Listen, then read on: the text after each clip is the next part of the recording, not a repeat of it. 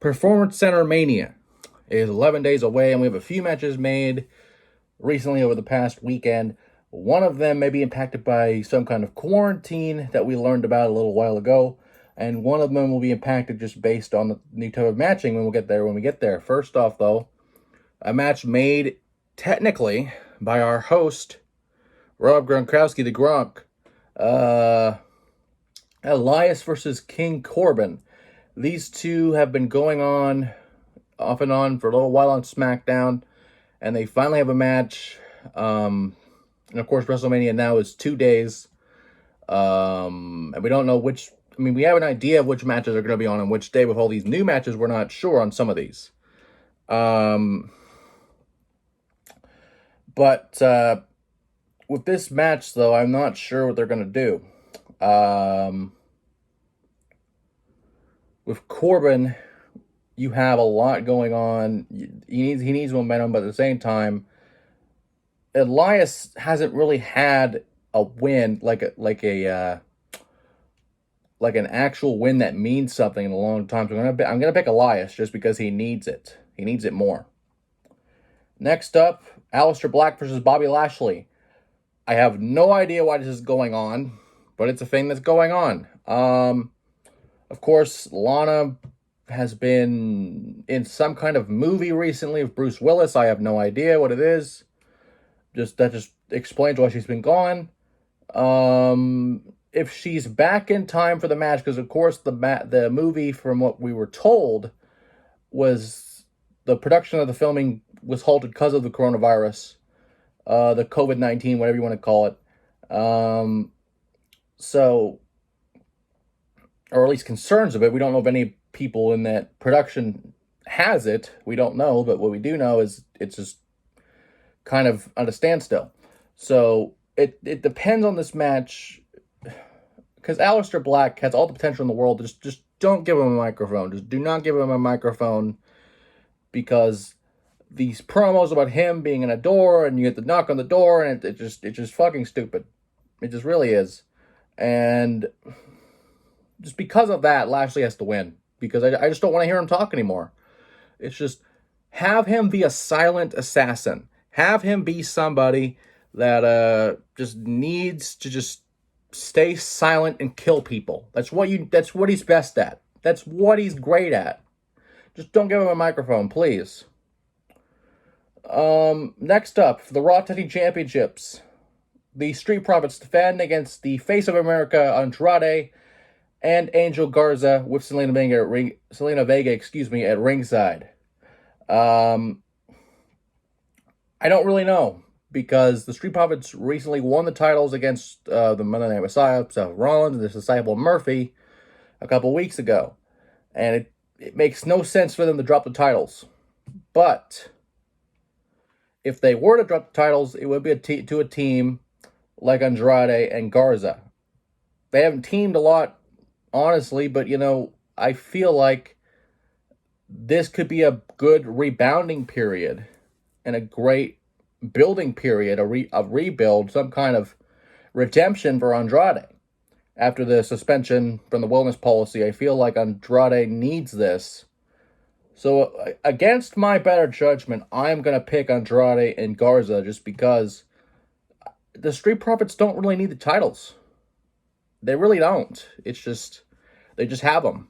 And they can just be hype boys and do whatever the fuck they want to do. But I just don't agree with it. Next up, Edge versus Randy Orton in a last man standing match.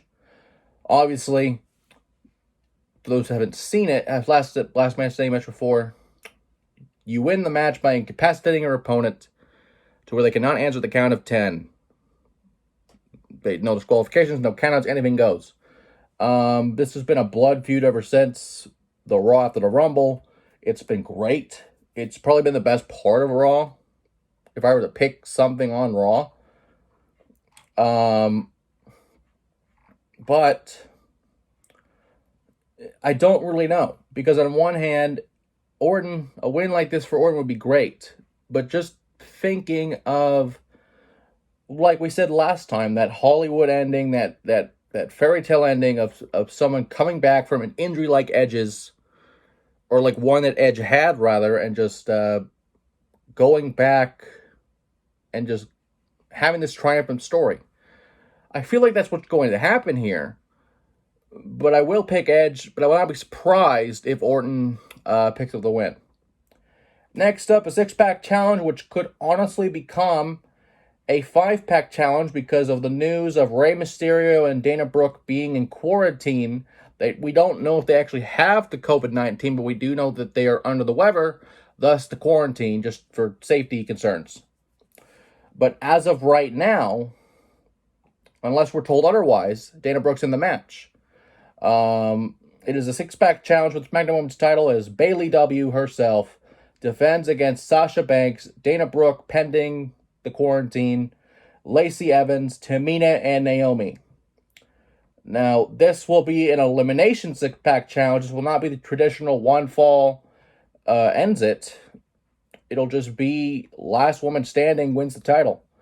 And it's really risky to have a match like this even with WWE basically taping and doing Raw in an empty arena. Because this, if you count a referee and commentary, this exceeds the government ordained like 10 people.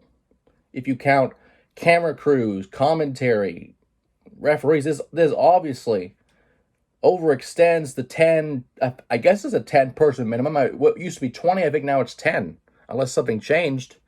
But this obviously would exceed that. Thus the elimination kind of makes sense here. This was originally, from what I was told and what people have told us, it was really going to be Banks and Bayley breaking off and actually having a match, but that got axed because of all this thing. They couldn't build to it. I really don't know in this match. I feel like if Bayley was to lose the title, this would be the match to do it in. However, I am not sure at all if that's going to happen, but if it does happen, and just out of the field here, I would pick maybe Sasha, maybe Lacey Evans, I don't know. Otherwise, Bayley retains. It's just the story of Bayley. It just happens. And finally, we've talked about this match before, but there's a new added element to it. A match that we have never heard of. A Boneyard match. AJ Styles versus The Undertaker. We don't know what a Boneyard match is. AJ just made it a Boneyard match. Which I'm assuming, and I'm not 100% sure, but I'm assuming is a last man standing match. Or, excuse me, no, a buried alive match is what I meant. I was going to say last ride, but that doesn't make sense either. I'm assuming it'll be a buried alive match from what it sounds like. I don't know how they're going to get a plot of dirt big enough to have that match if this is what this match is, because for those that remember, they changed the name of an Inferno match a few years back to a Ring of Fire match. And that was interesting because, people didn't actually get burned in that match, and normally in an Inferno match, you get set on fire, you lose. That's simple. But if this is a buried alive match, we have not seen one in several years. This is all speculation, by the way. We have no indication of what a Boneyard match actually is. We don't know, but if anything, it sounds like that's the direction they're going. I don't know for sure, but if it is, I would pick. And for those who have never seen a buried alive match, very simple. If there's going to be a plot of dirt around the ring, some kind of tombstone signifying the match. Basically, you literally lose when you're literally buried alive.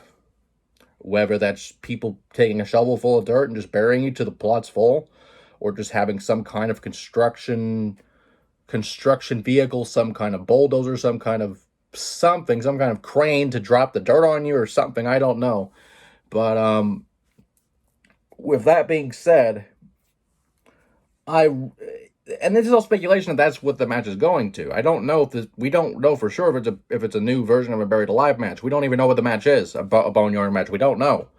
but we can only speculate on what it could be. And if that is the case, of it being a new name for a Buried Alive match, I have to pick The Undertaker, just because his track record may not be the best of these type of matches, but I don't see AJ being the one ending the career.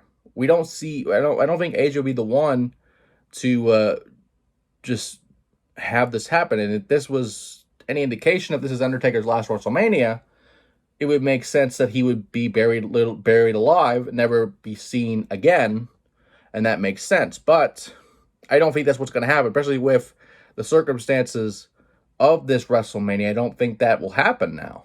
So I'm going to pick Undertaker just because his track record at WrestleMania speaks for itself. But I would not be surprised if AJ won. And with that being said, PerformanceCenterMania 2-night extravaganza is 11 days away. Excuse me. And if that match is what we think it is, it'll be a great match. It'll be a great card nonetheless. It'll be a great 2 nights of wrestling. Something that, compared to Raw and SmackDown as of late, would be something incredible. Not that SmackDown and Raw has been great, just the circumstances, taping matches, showing past matches, to where the Rumble basically was half of the show last week, with including commercials, mind you. I don't know. But with this direction, everything so far seems perfect for a great WrestleMania that no one will ever forget, let alone with the circumstances we'll never forget, but just based on the card is something to remember for sure.